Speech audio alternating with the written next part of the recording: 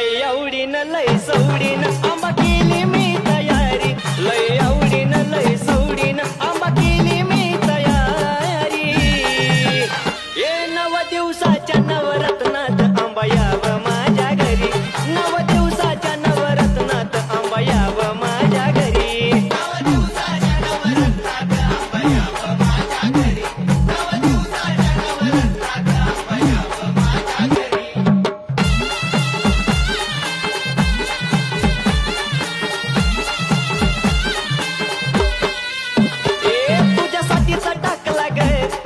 चंदन पाटे पाटा भोवती केला या रांगोळीचा थाट.